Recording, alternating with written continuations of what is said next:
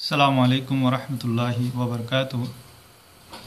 সম্মানিত দর্শক শ্রোতা মণ্ডলী, যে কোনো মুসিবত, অভাব, দুঃখ, পেরেশানি, অসুখ বিসুখ, দুর্ঘটনা, দুঃসংবাদ, জুলুম, যে কোনো অন্যায়ের শিকার হন না কেন, একটি কাজ অবশ্যই করতে হবে। সে কাজটি কি তা জানার আগে একটি ঘটনা মনোযোগ দিয়ে শুনুন।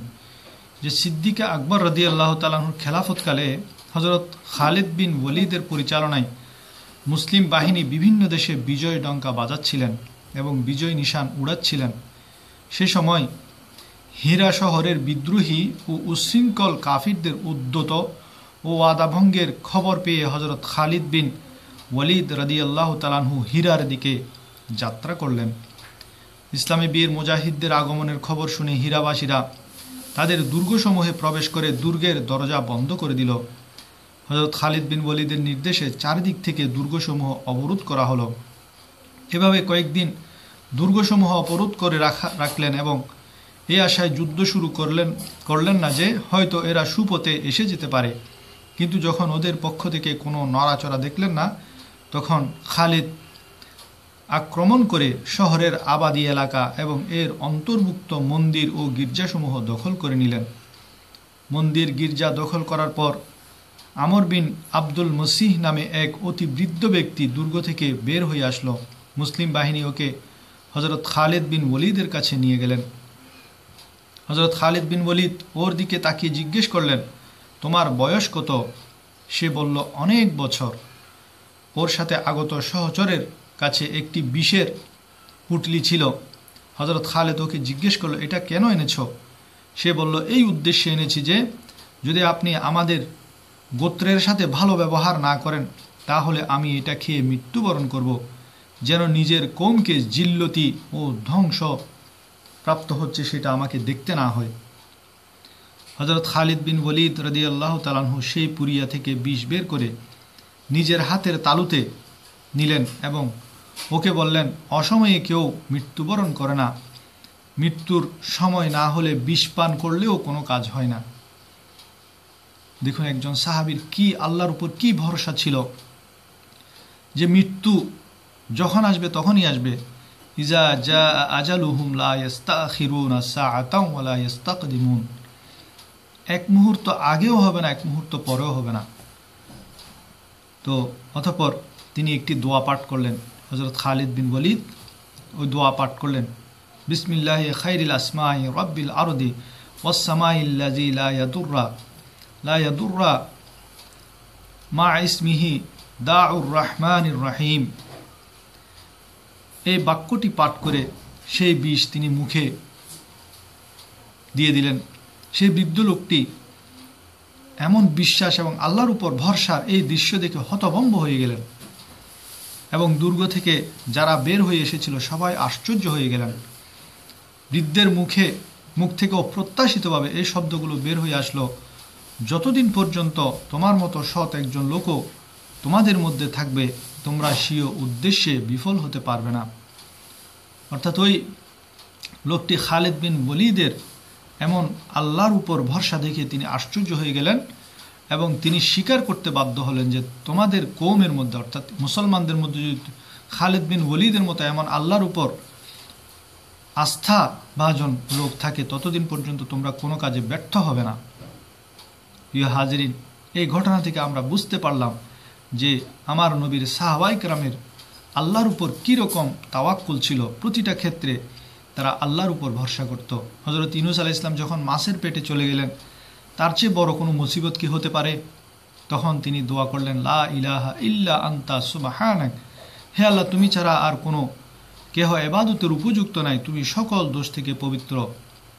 আমি সেই শাস্তি ভোগ করছি তা আমার ভুলের কারণে, তুমি জালেম নও। ইন্নী কুনতু মিনাজ জালিমিন। আমি আমার ভুল স্বীকার করছি। হে আল্লাহ, আপনার এজাজত ব্যতীত আমার কওমকে ছেড়ে চলে এসেছি। এটাই হলো একজন নবীর আমল, যিনি পৃথিবীর সবচেয়ে বড় মুসিবতে গ্রেফতার হয়েছিলেন। সমুদ্রের অন্ধকার, তার ভিতর মাছের পেটের অন্ধকার, পেটে তিনি গ্রেফতার হয়েছিলেন। সেখান থেকে আল্লাহ তাআলা হযরত ইউনূস আলাইহিস সালাতু ওয়াস সালামকে পুনরায় ফিরিয়ে আনলেন। তিনি কি করেছেন?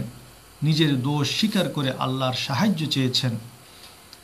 আমরা কি কখনো কোনো মুসিবত আসলে এভাবে চিন্তা করি, এভাবে বলি, হে আল্লাহ, আমার উপর যে মুসিবত এসেছে তা আমার গুনাহের কারণেই আমার উপর এসেছে, আমি লজ্জিত, তুমি আমাকে ক্ষমা করে দাও।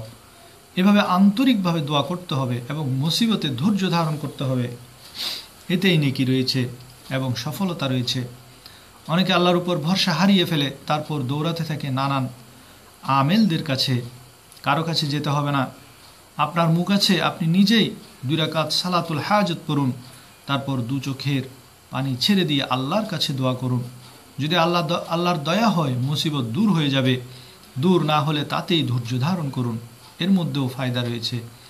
হযরত ইয়াকুব আলাইহিসসালাম নিজের প্রিয় সন্তান হযরত ইউসুফ আলাইহিসসালামকে হারিয়ে ফেলে সারা জীবন আল্লাহর কাছে দোয়া করেছেন, কেঁদেছেন, কাঁদতে কাঁদতে অন্ধ হয়ে গেছেন। অবশেষে আল্লাহ সন্তানকে ইউসুফ আলাইহিসসালামকে মিশরের বাদশাহ হিসেবে ওনার কাছে ফিরিয়ে দিলেন। আমাদেরকেও আশার সাথে দোয়া করে যেতে হবে। অনেকে এই ধরনের পরিস্থিতিতে বিভিন্ন আমেলদের কাছে গিয়ে বলে, দেখো আমার হারানো সন্তান কোথায় আছে। আর ভণ্ড এসব আমেলরা মানুষের মুসিবত ও দুর্বলতার সুযোগ নিয়ে ধান্দা করে নেয়। তাই যতই মুসিবত আসুক দোয়া করতে থাকুন। আপনার আরবি দোয়া মুখস্থ নাই, আপনি নিজস্ব ভাষায় দোয়া করুন। আপনি চট্টগ্রাম হলে চট্টগ্রামের ভাষায়, সিলেটি হলে সিলেটের ভাষায়, বরিশাল, ঢাকাইয়া, রংপুর, যে কোনো ভাষায়, আপনার আঞ্চলিক ভাষায় আপনি দোয়া করুন। আল্লাহ সব ভাষাই বুঝেন। নিজের দোষের জন্য ক্ষমা চান, তারপর নিজের মকসদের জন্য দোয়া করতে থাকুন। অনেকে বলেন দোয়া কিভাবে করতে হয় আমি জানি না। আপনি কি কখনো ভিখারি দেখেছেন? সে কি ভিক্ষা করার জন্য কোনো কোর্স করেছে? কিন্তু সে আপনার কাছে এমনভাবে কাকুতি মিনতি সহকারে চায় যে আপনি তাকে না দিয়ে পারেন না।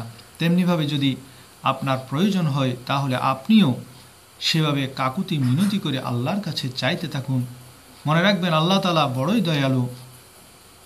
তাই মানুষের উচিত অভাব থাকলেও আল্লাহর কাছে দোয়া করা, না থাকলেও দোয়া করা।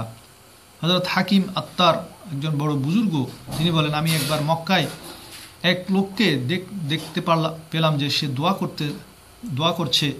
সে এভাবে দোয়া করছে, হে আল্লাহ, যদি তুমি আমাকে ক্ষমা না করো তাহলে তুমিও খুশি হবে।